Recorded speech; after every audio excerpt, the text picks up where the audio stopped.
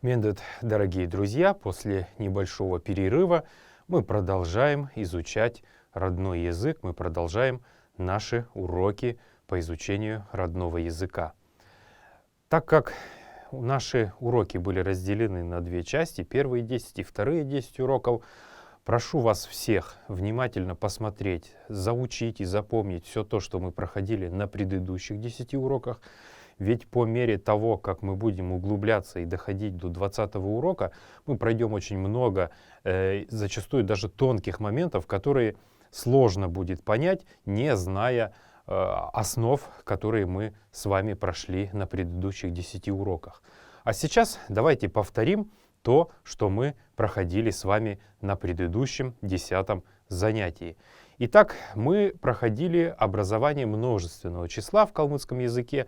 И прежде всего нужно сказать, что в калмыцком языке, как и во множестве других языков, существуют неисчислимые существительные или слова, которые обозначают неисчислимые понятия. И к неисчислимым понятиям относятся те понятия, которые невозможно посчитать. Например, «ырм» — сметана, «ырм» — сметана, «ырм» — это сметана, «үннен» — «үннен», «үннен», «үннен» — это правда, истина. Я буду отмечать неясный гласный для того, чтобы вам было легче запоминать эти слова. «Ырм» — сметана, «үннен» — правда, истина, «көсын» — «көсын», «көсын» — пена, или «мөнгін» — «мөнгін», «мөнгін» — деньги. Это неисчислимые понятия, потому они всегда будут использоваться в единственном числе, но в них будет подразумеваться определенное множество. Те же слова калмыцкого языка, которые оканчиваются на букву «н», во множественном числе обретают букву «д». Например, слово «дун» — это песня или звук, как мы знаем. Во множественном числе песни или звуки будет «дуд», «дуд». Не «дуде», а именно «дуд». Например, слово «өвгін» — пожилой человек или старик, «өвгін». Неясный звук отмечу я. «Өвгін» — это пожилой человек или старик. Во множественном числе старики или пожилые люди, пожилые мужчины будет звучать на нашем родном языке как «өвгід», «өвгід», «өвгід». Следующее слово «эмгін» — это, как мы знаем, пожилая женщина или старуха, то вот тот перевод, который мне не очень нравится. И вот в слове «эмгін» множественное число пожилые женщины или старухи будет «эмгід», «эмгід», «эмгід». Итак, все слова, которые оканчиваются на букву «н», во множественном числе приобретают букву «д». «Дун», «дуд», «өвгін», «өвгід», «эмгін», «эмгід». Еще раз давайте повторим, для того, чтобы наш речевой аппарат привыкал к произношению слов родного языка. Дун, дуд, өвгін, өвгід, эмгін, эмгід. Обязательно будет ставиться сюда буква «д», хотя на звучании, при звучании она звучит как буква «т». На самом деле это буква «д», и ни в коем случае забывать ее при письме, переписываясь между собой в социальных сетях или смс-ками, вы должны будете писать именно букву «д». Все согласные, все слова, которые оканчиваются на согласные, кроме слов, оканчивающихся на буквы «г», «м», «б», «в» и «н», будут приобретать окончание «мут» или «мют». Эти окончания мы с вами уже проходили. Я еще раз напомню то, что «иры», «икшикте», «югды», «мадн» будем использовать окончание «мут», а «имы», «икшикте», «югды» будем использовать окончание «мют». Давайте рассмотрим несколько примеров. На прошлых занятиях все слова, которые я сейчас даю в примерах, мы уже изучали, а потому я думаю, что у вас не должно создавать это каких-то дополнительных проблем, если вы внимательно изучали весь тот словарь, который мы даем на каждом занятии. Альчур, альчур, альчур. Альчур — это платок, платочек, как тот, который повязывают на голову, так и носовой платок. Еще можно полотенце назвать словом альчур. Так вот, если платки или полотенца нам нужно будет сказать, то мы должны будем говорить альчурмут. Потому что буква «Р» в список тех букв, которые у нас от которых множественное число образуется по другому правилу, буква «Р» не входит, потому альчурмут. «Юр» слово — это друг, соратник, как мы уже с вами изучали, я объяснял это, во множественном числе будет приобретать звучание «юрмют». «Юрмют». Вот эта буква «ю», она будет здесь становиться долгой. «Юрмют». Альчур, альчурмут, юр, юрмют. Запоминайте, это эры экшектаюга, а это эмы экшектаюга. Следующее слово, которое нужно привести для примера, это слово толе. Толе.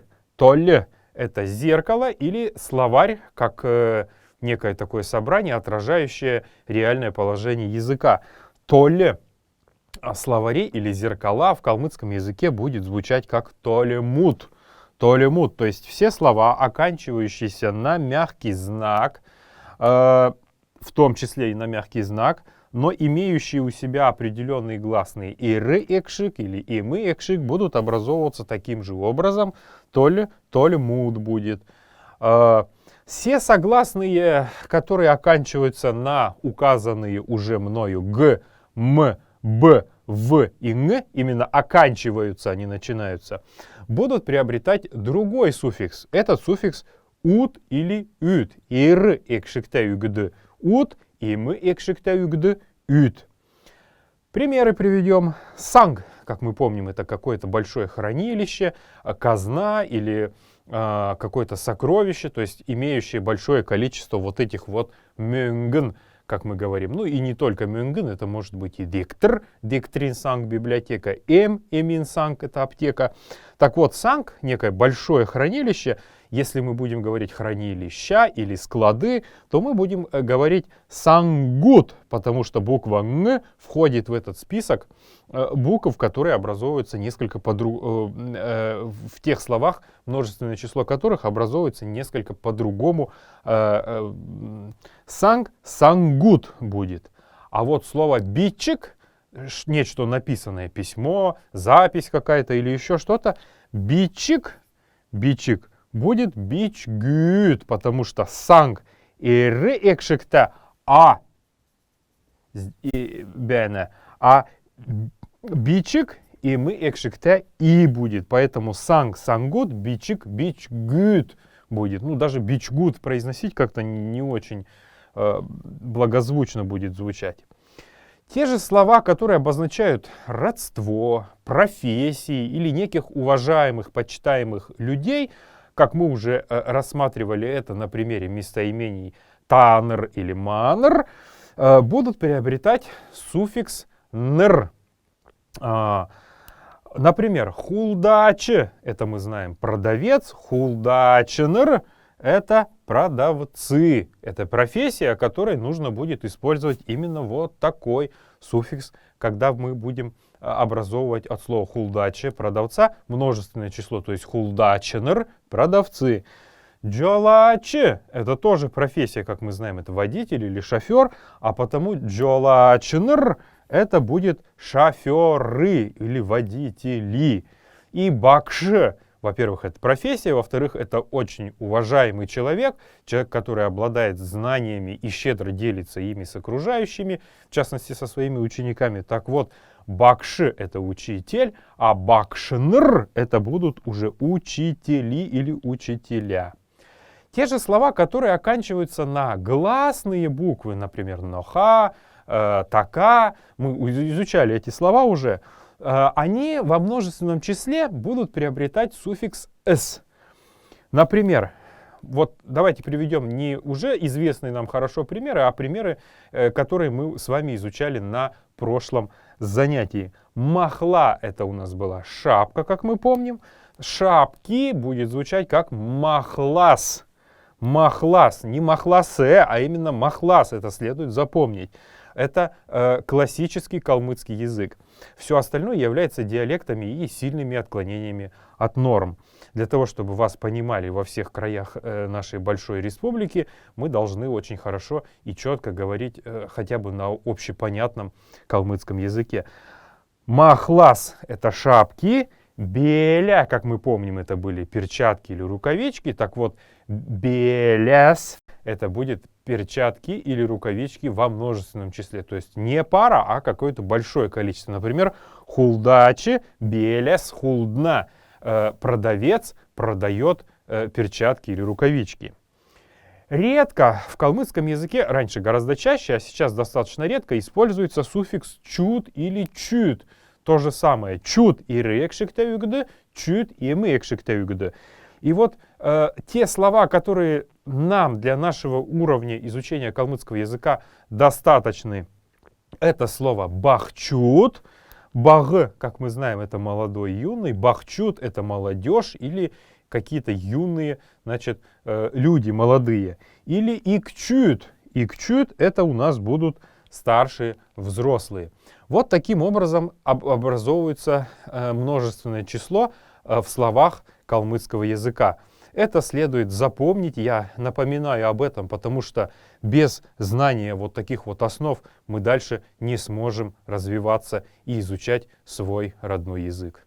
На прошлом занятии, кроме образования множественного числа, мы вместе с вами изучали также склонение некоторых местоимений, таких как би и чи. Давайте еще раз вспомним, как это происходит в калмыцком языке, обозначая все неясные гласные в тех словах, которые мы с вами изучаем. Би в именительном падеже, именительный падеж.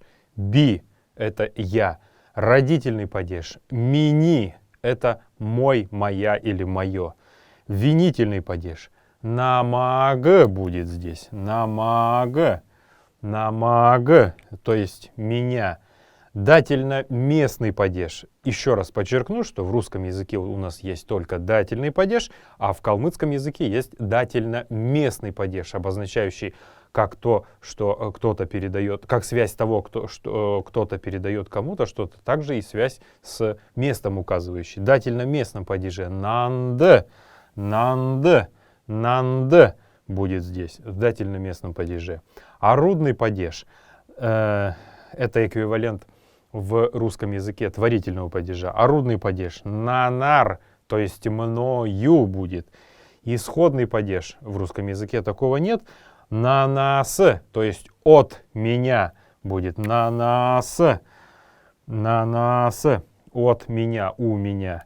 Соединительный падеж нанла, то есть вместе со мной. Совместный падеж нанта, это тоже вместе, но разница их такова, что нанта это значит, что со мной, но я и второй человек, о котором говорится, он ниже стоит. Например, лошадь моя или собака моя. Поэтому нанла это значит наравне, мы вместе что-то делаем. А если нанта, то это значит вместе со мной, но второй участник этой информации будет стоять немного ниже по информации, которая передается. И направительный падеж будет нанур, то есть в сторону меня, ко мне или даже мне. Теперь местоимение чи, это значит ты в именительном падеже. Чи, ты, в родительном падеже чини, твой, в винительном падеже чамаг, тебя, то есть дательно-местном падеже чамд, в орудном падеже чамар, исходном падеже чамас, чамас, не чамас, а именно чамас. Здесь есть после буквы «с» неясный звук. В соединительном падеже чамла, вместе с тобой, наравне с тобой. В совместном падеже чамта, то есть я и с тобою, с тем, кто ниже стоит в этой речевой форме. И чамта, и в направительном падеже чамур. Это следует знать. Подобным образом склоняются практически все остальные местоимения в калмыцком языке, а потому постарайтесь все те местоимения, которые мы с вами вместе проходили, постараться просклонять вот точно в таком же порядке, ведь все падежи мы уже давно знаем. И это будет очень хорошим практическим применением всех тех знаний, которые мы получили на протяжении 10 этих уроков, а также это будет хорошим подспорьем для того, чтобы продолжить изучать наш родной язык. Недженер. Итак, мы с вами, кроме всего прочего, на прошлом занятии изучили еще и одну из возвратных частиц калмыцкого языка. Возвратную частицу, которая придает определенным словам значение слова «свой». Она образовывается посредством присоединения к основе слова двух таких вот окончаний «ан» или «н». «Иры экшикте үгды ан» и «мы экшикте үгды н». Давайте рассмотрим примеры. Шалавр, шалавр, шалавр. Шалавр — это у нас штаны. Шалавран аутн, шалавран аутн, шалавран аутн. Заберите свои штаны или возьмите свои штаны. Аутн — это возьмите, как мы помним. Аутн. А шалавран аутн — это как раз шалавр — это штаны, а ан — вот это вот окончание, которое мы будем добавлять к вот этому слову, шалавр, шалавран, то есть свои штаны.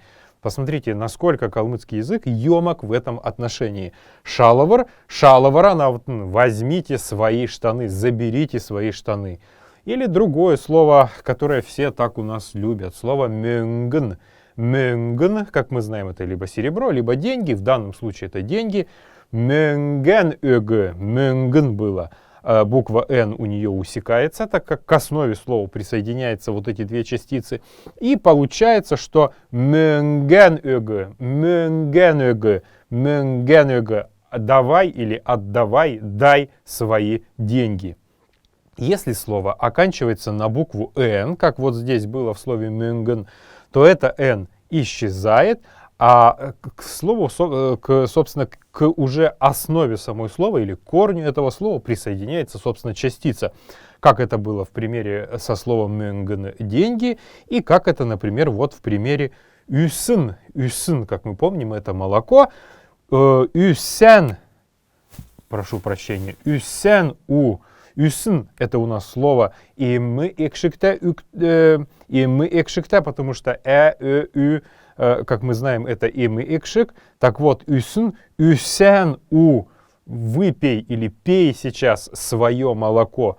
То есть «үсін» — это просто молоко, а уже «үсен», если мы будем говорить, обращаясь к кому-то, то же самое будет с словом «ödmük», «ödmügen», ешь свой хлеб, то есть свой вот этот вот часть, свою долю этого хлеба съедай. «Үсен у» — это значит пей свое молоко поскорее. Или слово «өмсын», которое мы с вами уже тоже изучали. «Өмсын», как вы помните, это носки. «Өмсын», «өмсын», «өмсын».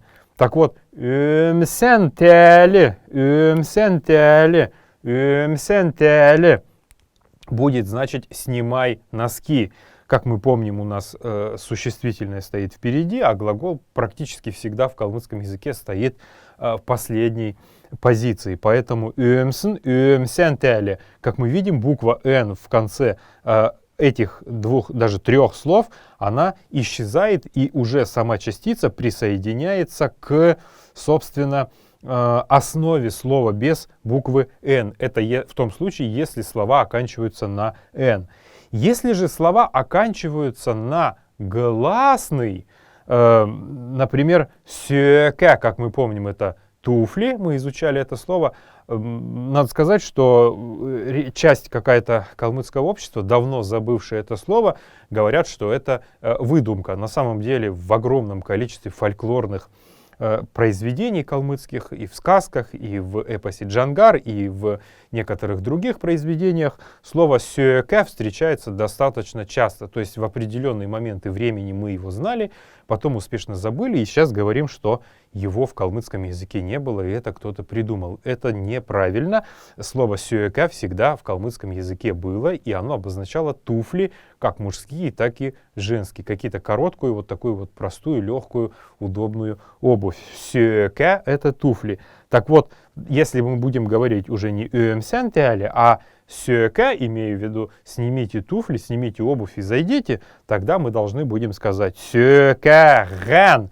То есть после гласной всегда добавляется уже известный нам интервокальный согласный. Это было как в падежных формах, различных слов, так и в присоединении возвратной частицы an, обозначающей свое. То есть снимайте свои или снимай, в данном случае снимай свои туфли. То же самое будет махла гантеле, сними свою шапку, беля гантеле, сними свои перчатки и так далее. То есть если слово, еще раз повторюсь, оканчивается на гласную букву, то между этой гласной и присоединением возвратной частицы всегда должен оказаться вот этот интервокальный согласный «г». Иначе, то есть согласный, который стоит посередине двух гласных. Иначе как бы мы это произносили? «Сёкэн», что ли? Это было бы не очень хорошо и неправильно, и совершенно непонятно, о чем идет речь. В данном случае, когда мы присоединяем интервокальный согласный, вот этот вот «г», как в падежных формах, так и здесь, то получается, что мы прекрасно понимаем, о чем идет речь. Сними свои туфли. Вот эта вот частица ан или эн в разных словах калмыцкого языка будет иметь значение свои. Кюкен — свою дочь, свою девочку, своего ребенка. Кövүрен — своего мальчика, своего сына или вообще какого-то парня своего. И так далее. Поэтому вот эту частицу, пожалуйста, запомните и постарайтесь не забывать.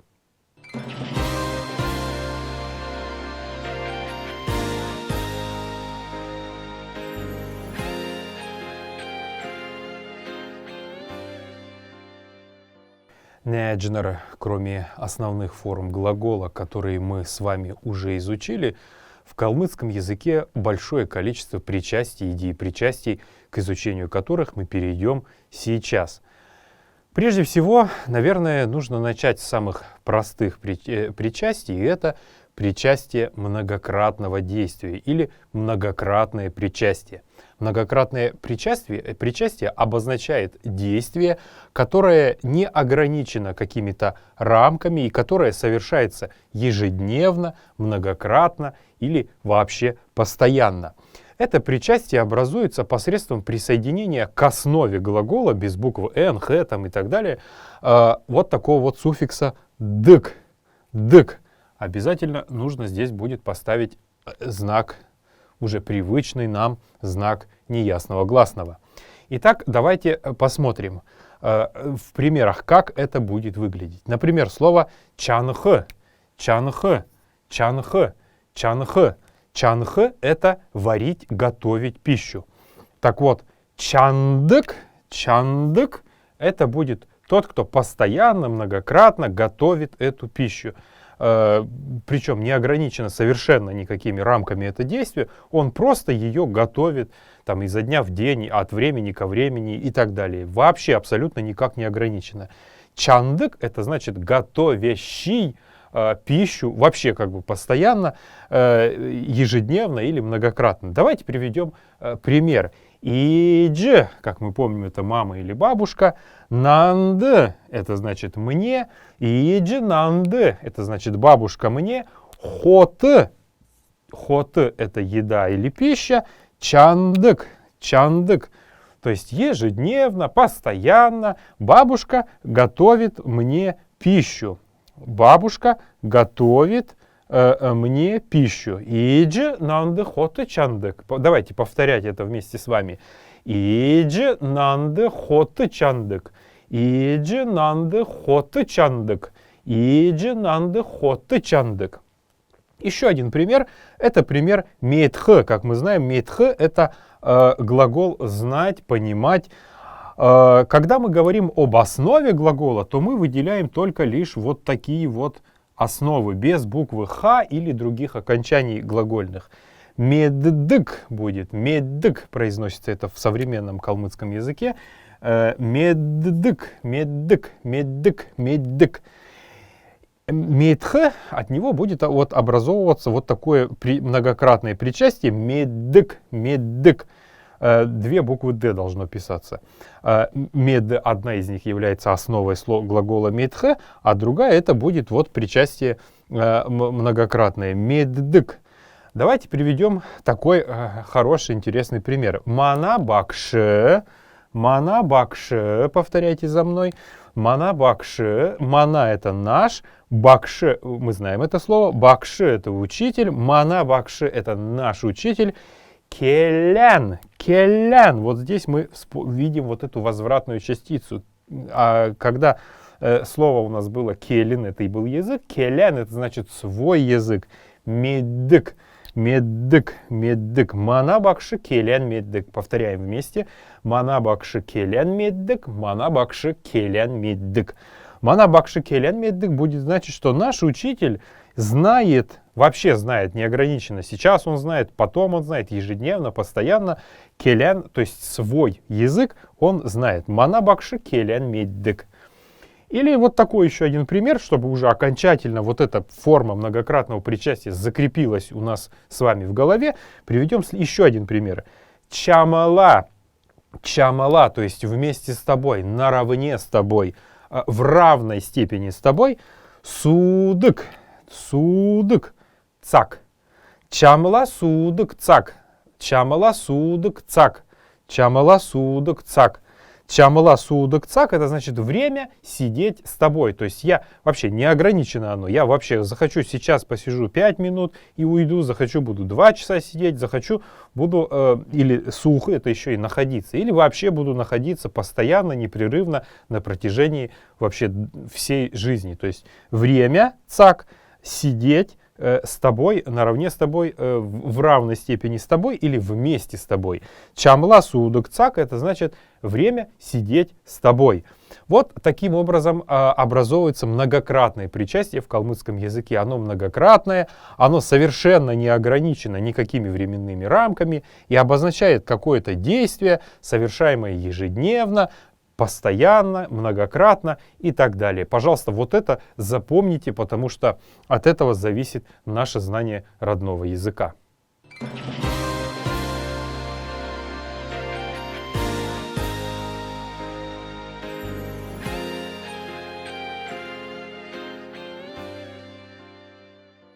На наших занятиях мы рассматриваем преимущественно основные общеупотребительные формы калмыцкого языка, разговорные именно формы калмыцкого языка, которые будут полезны и необходимы нам для того, чтобы начать говорить. И вторая форма, которую мы сегодня изучим, это форма причастия прошедшего времени. Очень важная форма, потому что огромное количество современных калмыцких слов и вообще каких-то информаций доносится до слушателя, до тех, кто понимает родной язык, именно в форме такого причастия прошедшего времени. Оно обозначает действие, которое совершено в прошлом или совершалось в прошлом до момента речи или до какого-то другого определенного действия. Это причастие образовывается посредством присоединения к основе глагола вот такого суффикса «сын». Или есть в литературной форме еще «гсн», но она преимущественно используется в таких произведениях, как эпос Джангар или какие-то богатырские сказания нашего народа. Это больше письменная форма, относящаяся к тодубичи. В современном калмыцком языке эта форма звучит как основа глагола с присоединенной к ней вот такой вот с окончанием или суффиксом «сн». Давайте рассмотрим примеры. Йовх — это у нас идти, йов — это иди, основа глагола. Йовсн — ехавшая будет машин зохсв. Йовсн — машин зохсв. Йовсн — машин зохсв. Йовсн — машин зохсв. Это ехавшая машина остановилась. Йовсн — машин зохсв. Запоминайте вот эти фразы, проговаривайте их и про себя, и вслух, для того, чтобы окончательно они впечатывались вам в память. Наш формат не позволяет доводить это до автоматизма с каждым из наших слушателей, однако я считаю, что хотя бы проговаривание вот этих вот примеров или конструирование на основе этих примеров, своих каких-то примеров, будет приводить к желаемому нами всеми результату. Следующий пример. Ке — это делай. Кесн — это сделанная или делающаяся. Көделемыш, как мы помним, көделемыш. Көделемыш — это работа. Кесн көделемыш сен болтха. Пусть сделанная вами работа будет хорошей. Кесн көделемыш сен болтха. Kesin ködülmüş sen болтха. Kesin ködülmüş sen болтха. Пусть сделанная вами или делающаяся вами работа будет благой, хорошей. Еще один пример давайте приведем. Келе, это у нас, как вы помните все и знаете, келе это говори, или основа глагола келех говорите. Келесин үгигі. Келесин это значит сказанное, үгигі это будет слово. Сказанное слово. Вот здесь слово «үгигі» стоит в винительном падеже, для того, чтобы было понятно, что вот винительный падеж выделяет конкретно вот что-то. Келесін үгигі, сказанное слово «бакшы соңсвы». Келесін үгигі бакшы соңсвы. Келесін үгигі бакшы соңсвы. Келесін үгигі бакшы соңсвы. Сказанное слово учитель услышал или слушал. Келесін үгигі бакшы соңсвы. Я специально выделяю вот эти вот окончания красным цветом, чтобы вам было всем видно и понятно, как образовываются причастия прошедшего времени в нашем родном языке. Или вот такой пример. Кстати, есть очень известная песня, посвященная этому, в исполнении очень известного нашего калмыцкого артиста. Иеджин. Иеджи, как мы знаем, это мама или бабушка. Иеджин это мамы или бабушки. Чансын, как мы знаем, основа глагола чанх это готовить, варить. Чансын это сваренный. Иеджин чансын ця. Иеджин чансын ця. Иеджин чансын ця. Чай, сваренный мамой или бабушкой. Иеджин чансын ця би улав. Иеджин чансын ця би улав. Иеджин чансын ця би улав. Это значит, я пил чай, сваренный мамой или бабушкой, в общем, кем-то родным и старшим. Иеджи это не только у нас бабушка, а вообще во многих калмыцких диалектах, ну и не только в них, а также и в древних памятниках, написанных на Тудубичик, это не обязательно мама, это может быть, не обязательно бабушка, это может быть и мама. Такое ласковое обращение. А вот эк это уже будет обращение похожее на мать. Иеджин чансын ця би улав. Я пил чай, сваренный мамой или бабушкой. Таким вот образом образовывается причастие прошедшего времени в калмыцком языке. Это очень важное причастие. Если вы услышите речь носителей калмыцкого языка, то она изобилует различными формами именно таких причастий прошедшего времени. Потому запомнить, как оно образуется и как сочетается с различными словами в нашем языке, вам будет необходимо запомнить, заучить, даже вызубрить, наверное, для того, чтобы полноценно овладеть родным языком.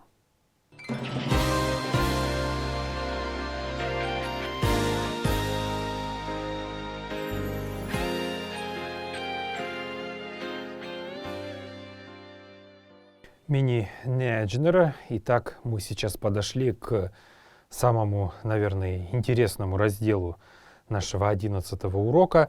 Это частицы отрицания в калмыцком языке. Их достаточно много, даже не столько, сколько в русском языке их.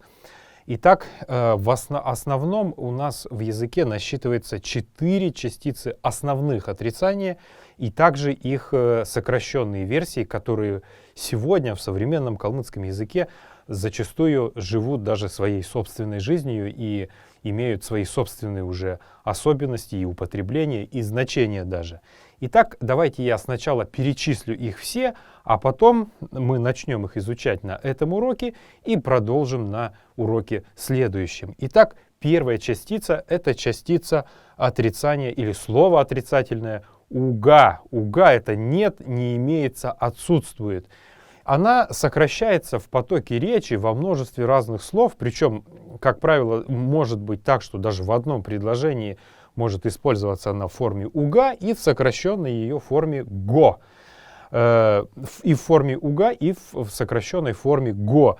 Хотя они могут использоваться одним и тем же носителем в разных словах, в разных речевых конструкциях, одновременно в один единственный момент речи какой-то, совершенно спокойно вместе. Поэтому их нужно будет запомнить, конечно же, вместе. Но это не так сложно сделать. И следующая отрицательная частица — это «биш», то есть «не то». или не это. Краткой ее формой будет ш, просто ш. Следующее это бича, не надо, не стоит. И еще одна частица отрицания это ис. Вот здесь нужно отметить неясный гласный. Ис. Если вот три частицы биши, бича и исы мы будем проходить на 12 уроке, то со словом уга давайте разберемся сейчас в 11. Итак, слово уга имеет две формы в калмыцком языке. Это, собственно, полная форма уга и сокращенная его форма го. Кюн уга. Кюн это человек, уга это нет. Кажется, это понятие имеет значение человека нет. На самом деле неправда. Кюн уга это значит никого, кто бы мог ответить нет. Ну, к примеру, захожу я к кому-то в дом и кричу, зову, а никого дома нет. И я тем, кто пришел вместе со мной, говорю, инды кюн уга, здесь никого нет. Тех, кто может мне ответить. Животные могут быть, там рыбки, птички и все остальные могут быть, но людей, к кому, собственно, я пришел, их нет. Кюн уга. Или же эта форма может звучать как кюнго. Очень хорошо, практически слитно, но запоминать их следует обе. Если же мы хотим сказать, что ничего нет, вообще ничего нет, то есть, к примеру, это будет пустое совершенно помещение, где абсолютно ничего нет, мы можем сказать юмануга или у меня вообще ничего нет. Ну, к примеру, кто-то подходит к вам и просит денег, и вы говорите юмануга, ничего нет у меня. Или вы можете сказать также юманго. Это тоже будет значить вообще ничего нет. Как мы помним, слово юман означает кое-что, что-то, нечто. Поэтому кое-чего нет, ничего абсолютно нет. В данном случае это будет переводиться так. Юман уга или юман го. То же самое будет, к примеру, с такой фразой ухан, как мы знаем, это разум. Уга это значит нет. Кюн это человек. Ухан уга кюн. Повторяем вместе со мной. Ухан уга кюн. Ухан уга кюн. Ухан уга кюн. Или ухан го кюн. Ухан го кюн. Ухан го кюн. Это значит человек, не имеющий разума. Дурачок. Идиот какой-то, уханугакюн, то есть без разума, без мысли, какой-то глупый, недальновидный человек. Уханугакюн, вот так говорят, или ухангокюн. С многократными причастиями, которые мы сегодня изучали на этом уроке, отрицательное слово уга будет использоваться, или го будет использоваться в конце, собственно, сразу после этого многократного причастия. Например, меддыгугакюн. Меддык это будет, собственно, тот, кто знает, знающий. Меддыгуга не знающий. Кюн это человек. Меддыгугакюн. Или меддгокюн. Меддгокюн. Меддгокюн. Меддыгугакюн. Меддгокюн. Меддгокюн это значит человек, который вообще ничего не знает. Бесполезно у него что-то спрашивать вообще. Меддгокюн. Или вот, например, такой пример. Тирекövün судугуга. Тирекövün судугуга. Повторяем вместе. Тирекövün судугуга. Тирекövün судугуга или судго. Тирекövün судго. Давайте отметим сейчас все неясные гласные. Тирекövün судугуга или судго. Тирекövün судго или тирекövün судугуга будет значить он непоседа. Тот мальчик непоседа. Он не может спокойно сидеть на месте. Тирекövün судугуга. Тирекövün судго. Он очень непоседливый будет значить. С причастиями прошедшего времени, которые мы тоже изучили буквально накануне изучения частиц отрицания, тоже частица или отрицательное слово уга или что-то отсутствует. Судык, например, отсутствует у мальчика, меддык отсутствует у человека, который ничего не знает. Так вот, в причастии прошедшего времени точно так же будет отрицание у него стоять в конце. Например, би бакшасе, я у учителя или от учителя, сурсын угав. Вот здесь, как мы помним, добавляется вот показание лица. Би бакшасы сурсын угав, би бакшасы сурсын гов, би бакшасы сурсын угав, би бакшасы сурсын гов, би бакшасы сурсын угав, би бакшасы сурсын гов. Я не спросил у учителя. Я есть тот, кто не спросил у учителя, не спросивший учителя. Я не спросил учителя о чем-то. Би бакшасы сурсунгау. Би бакшасы сурсунгау. Или такой пример. Тадн, это значит вы, тирдиктор умшснугаут. Умшснугаут. Умшснугаут или умшснговт. Тадн тирдиктор умшснугаут. Тадн тирдиктор умшснугаут. Это значит, вы не читали ту книгу. Вы есть не читавшие ту книгу. Тадн тирдиктор умшснугаут. Или умшснугавт. Вот здесь обязательно нужно добавлять вот этот вот вт, угавт. В разговорной речи можно сказать угавт или можно сказать умшснгот, но в письменной речи его обязательно нужно добавлять. И вот эта форма в тодо бичик звучала бы так. Тадн тире диктор умшсын уга буйта. Вот этот вот буй, он, кстати, есть в нашем известном выражении мендефт или почему нельзя писать не мендут, не мендют, не мендет, а именно мендевт, потому что вот этот вот неполноценный глагол буй, который был в тодо бичик, сегодня редуцировался и превратился в вот такую вот форму. Уга буйта, это значит вы не есть тот, кто, если переводить дословно, кто спросил, кто читал вот эту вот книгу. Ну, это очень громоздко, это сложно. В данном случае сейчас вам нужно просто запомнить, что если вы обращаетесь к третьим лицам, то обязательно после того, как мы будем ставить частицу отрицания, мы к ней будем добавлять умшсын уга буйта, как бы умшсын угавт. Умшсын угавт. Вот это вот нужно запомнить. То же самое будет, если мы будем сказать, чи умшсын угавч ты не читал, чи бичсын угавч ты не писал, тадн умшсын угавт.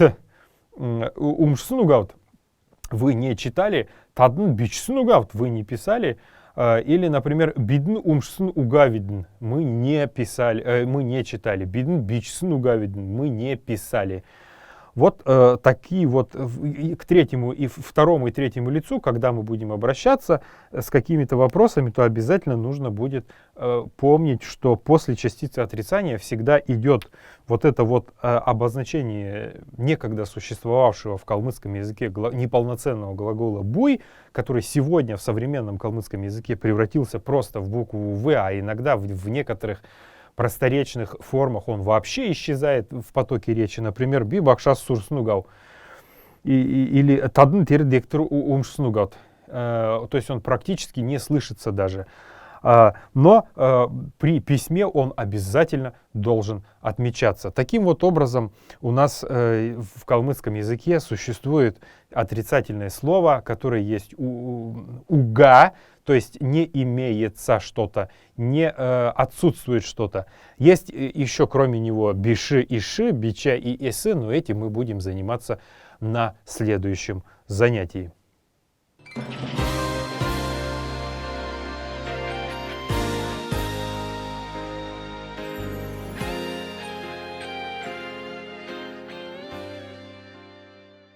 А теперь, мини-неджнер, давайте изучим новые слова. Итак, слово кичаль и слово кицяль, которые сегодня есть в нашем языке параллельно, при всем при этом заимствованные из монгольского языка, казалось бы, родственные, но несущие в себе форму очень древнюю формы этого слова.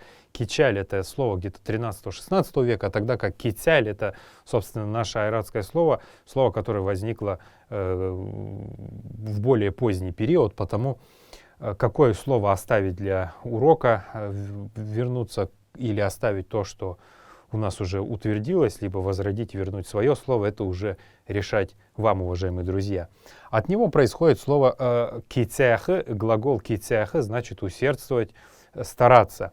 Следующее слово — это слово урд, это значит прежде, прежний, раньше, ранешний. Урд, запомните это слово, урд. От него, если мы добавим сюда букву К, урдк будет. Урдк. Это значит прежде, прежний, ранешний, предыдущий, идущий перед чем-то. Его есть еще одно слово, очень похожее на него. Это слово «өмн». «Өмн». Многие произносят его как «өмн», но это неверно. В Тодобичик оно пишется «эмюне». Потому форма правильно его будет «өмн» произноситься. «Өмн» — это перед, впереди, в начале.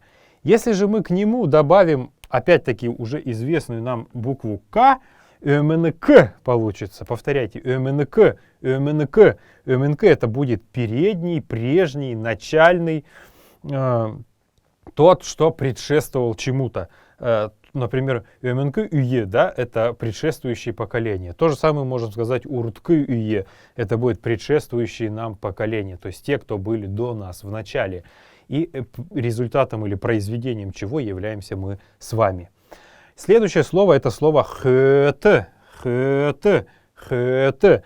«Хэт» — это последующий, следующий, будущий, грядущий, то, что впереди у нас, то, что только грядет.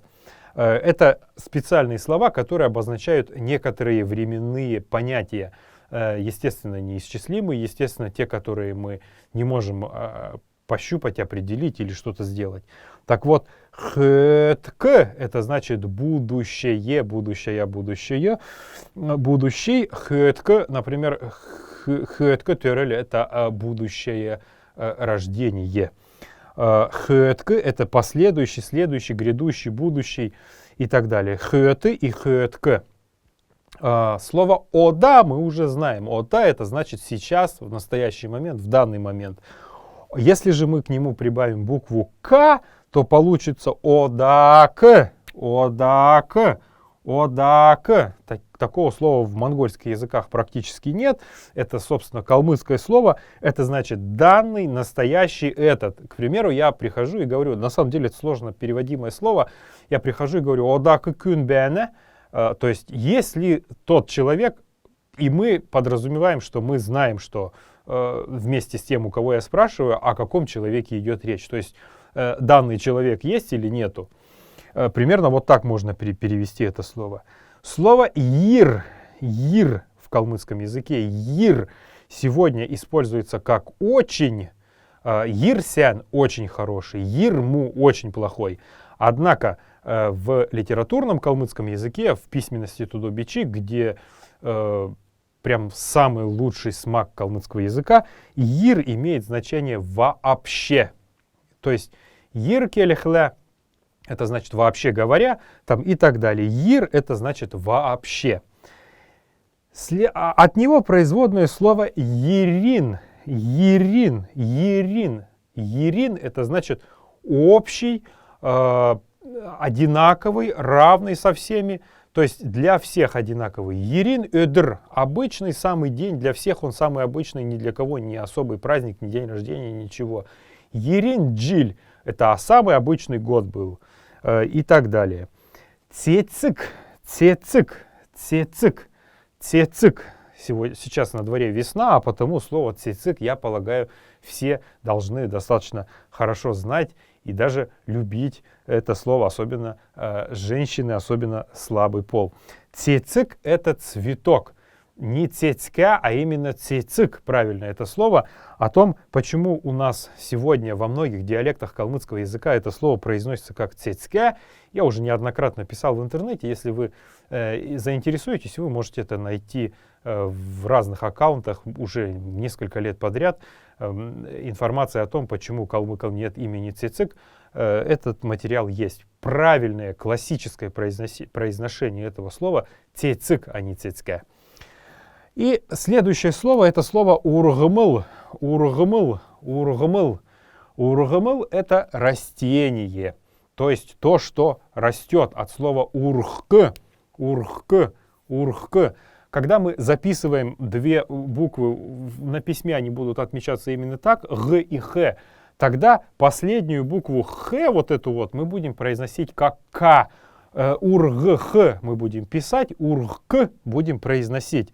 «Урхк» — это значит «расти», откуда производное слово «растение», то есть «ургмыл» — то, что растет. Но вот это слово урхк обычно используется для описания роста чего-то неодушевленного. Юсн — волосы, зубы, например, растения, то есть то, в чем калмыки не видели живой души. А вот слово «өсх», «өсх», «өсх», «өсх» — это значит «расти о живом». Ягненок өсне, ноха өсне, гаха өсне, галун өсне, күн өсне, көвүн өсне, күүкін өсне. Поэтому слово «өсх» относится к одушевленным. Есть два целых слова: к неодушевленным и к одушевленным. Ни в коем случае не путайте эти понятия. Еще есть два понятия, обозначающие исчислимые, множество неисчислимых и множество исчислимых явлений. Так, слово «дала», «дала», вот это слово «дала» имеет значение, первое значение — океан. То есть вода, какое-то огромное водное пространство, исчислить которое невозможно. Кроме того, слово «дала» обычно используется для обозначения неисчислимых понятий. «Дала шикр» — много сахара. Мы сахаринки, вот эти вот все гранулы посчитать не можем. «Дала усн» — огромное количество воды. Мы не можем их посчитать, поэтому это будет «дала». То же самое будет, к примеру, «дала юг» к тем, кто вообще не останавливается, и посчитать, сколько человек говорит, невозможно просто. Вместе с тем, по отношению к исчислимым понятиям калмыки использовали, и до сегодняшнего дня все наши родственники в Синьцзяне, Западной Монголии, Алашане и других местах на Кукуноре используют слово «олын», «олын күн». Если «дала күн», то это такое множество, которое даже и исчислить невозможно. Но если «олын күн», то это значит то, что все-таки можно посчитать. «Олын» — это много по отношению к исчислимым понятиям. «Олын күн», «олын диктор», «олын бичик», например, и так далее. То есть вот эти два слова тоже ни в коем случае нельзя путать. «Дала» относится к неисчислимым понятиям, тогда как «олын» относится к исчислимым понятиям, то есть к тому, что нельзя, и тому, что можно посчитать. Следующее слово — это слово «эх». «Эх», «эх». «Эх» — это бояться, страшиться чего-то, пугаться чего-то. Многие старики говорят «юэдженев». Это значит, ой, как страшно, что-то вот вроде этого. Так они выражают свое удивление. «Эх» — это значит бояться. И последнее слово, раз уж мы слово «цицик» изучили, то следует изучить еще одно слово. Слово «белигалихэ». «Белигалихэ». «Белигалихэ». «Белигалихэ» — это значит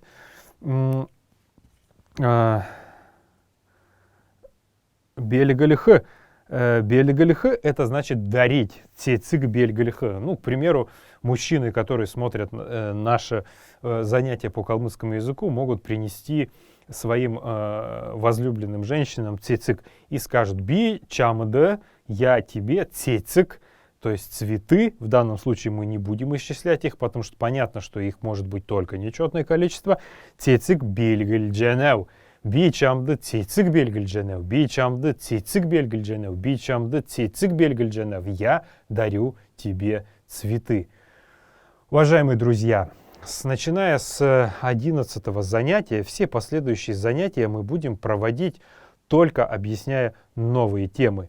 Повторение пройденного больше не будет у нас, дабы не отнимать большое количество времени и не затягивать наши уроки до 50 минут, а то и до часа.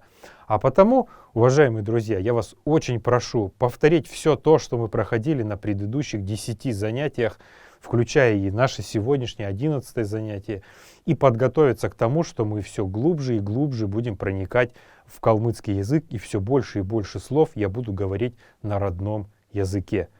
Ода сен бетен.